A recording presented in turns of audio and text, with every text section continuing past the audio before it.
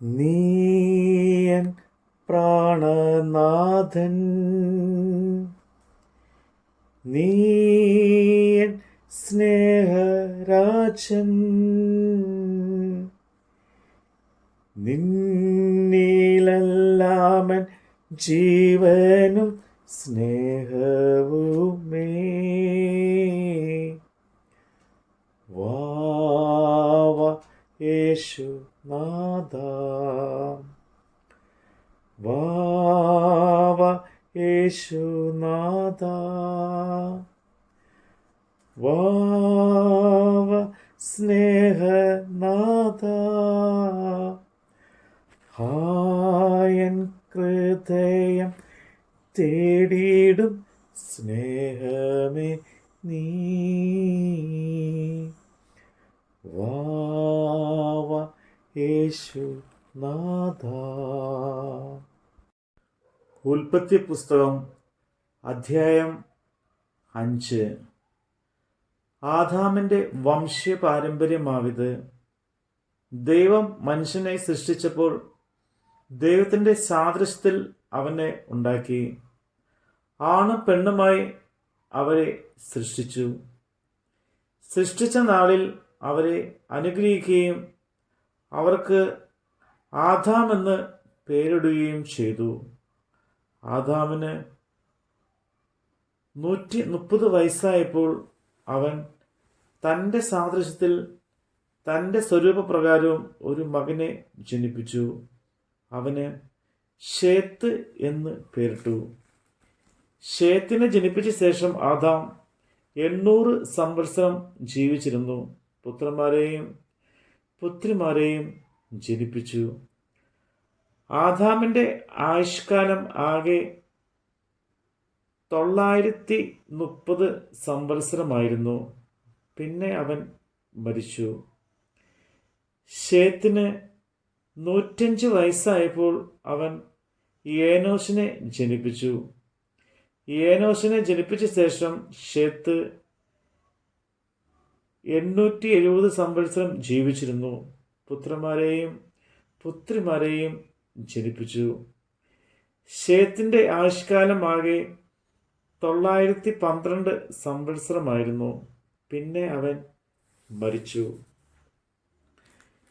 ഏനോശിന് 90 വയസ്സായപ്പോൾ അവൻ കേനാനെ ജനിപ്പിച്ചു.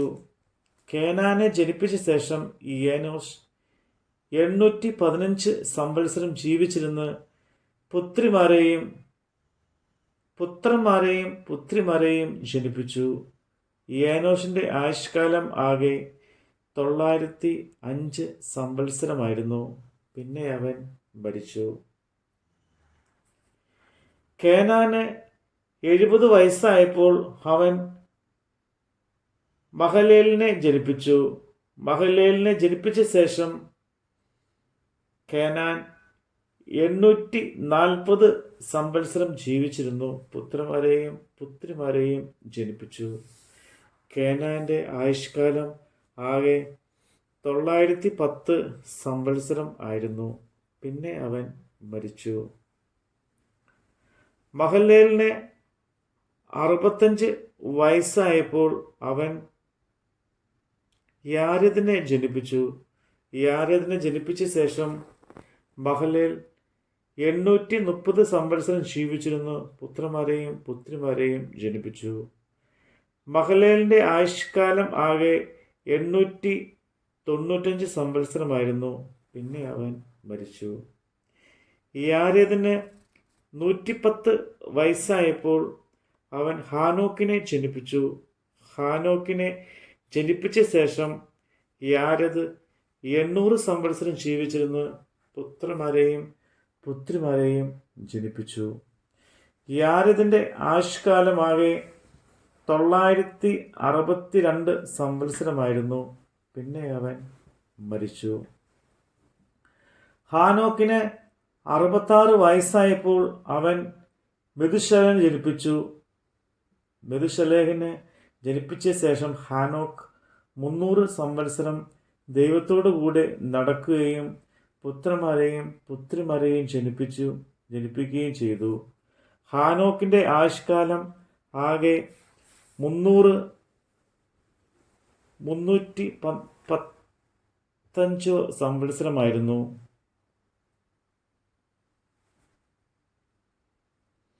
ഹാനോക്ക് ദൈവത്തോടു കൂടെ നടന്നു. ദൈവം അവനെ എടുത്തുകൊണ്ടതിനാൽ കാണാതെയായി. മെഥൂശലഹിന് 157 വയസ്സായപ്പോൾ അവൻ ലാമേക്കിനെ ജനിപ്പിച്ചു. ലാമേക്കിനെ ജനിപ്പിച്ച ശേഷം മെഥൂശലഹ് 752 സംവത്സരം ജീവിച്ചിരുന്നു. പുത്രന്മാരെയും പുത്രിമാരെയും ജനിപ്പിച്ചു. മെഥൂശലഹിൻ്റെ ആയുഷ്കാലമാകെ 969 സംവത്സരമായിരുന്നു. പിന്നെ അവൻ മരിച്ചു.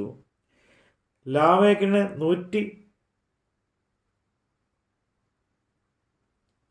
152 വയസ്സായപ്പോൾ അവൻ ഒരു മകനെ ജനിപ്പിച്ചു. യഹോവ ശപിച്ച് ഭൂമിയിൽ നമ്മുടെ പ്രവൃത്തിയും നമ്മുടെ കൈകൊണ്ട് പ്രയത്നത്തിനും ഇവൻ നമ്മെ ആശ്വസിപ്പിക്കുമെന്ന് പറഞ്ഞ് അവന് നോഹ എന്ന് പേരിട്ടു. നോഹയെ ജനിപ്പിച്ച ശേഷം ലാമേക്ക് 595 സംവത്സരം ജീവിച്ചിരുന്നു. പുത്രന്മാരെയും പുത്രിമാരെയും ജനിപ്പിച്ചു. ലാമേക്കിൻ്റെ ആയുഷ്കാലമാകെ 757 സംവത്സരമായിരുന്നു. പിന്നെ അവൻ മരിച്ചു. നോഹയ്ക്ക് 500 വയസ്സായ ശേഷം നോഹ ഷേമിനെയും ഹാമിനെയും യാഫേത്തിനെയും ജനിപ്പിച്ചു. നമ്മുടെ കർത്താവിൻ്റെ വചനമാണ് നമ്മൾ കേട്ടത്. എൻ്റെ ക്ലേശമെല്ലാം നീങ്ങിപ്പോ, കണ്ണുനീരെല്ലാം തുടച്ചിടുമേ. എൻ്റെ ക്ലേശമെല്ലാം നീങ്ങിപ്പോ, കണ്ണുനീരെല്ലാം തുടച്ചിടുമേ. അവൻ രാജാവായി വാനിൽ വെളിപ്പെടുമ്പോൾ ഞാൻ അവനിടം പറന്നുയരും. അവൻ രാജാവായി വാനിൽ വെളിപ്പെടുമ്പോൾ ഞാൻ അവനിടം പറന്നുയരും. എൻ്റെ യേശു എനിക്കു നല്ലവൻ, അവനെന്നുമെന്നും മതിയായവൻ. ആപത്തിൽ രോഗത്തിൽ വൻപ്രയാസങ്ങളിൽ മനമേ അവൻ മതി ആയവൻ.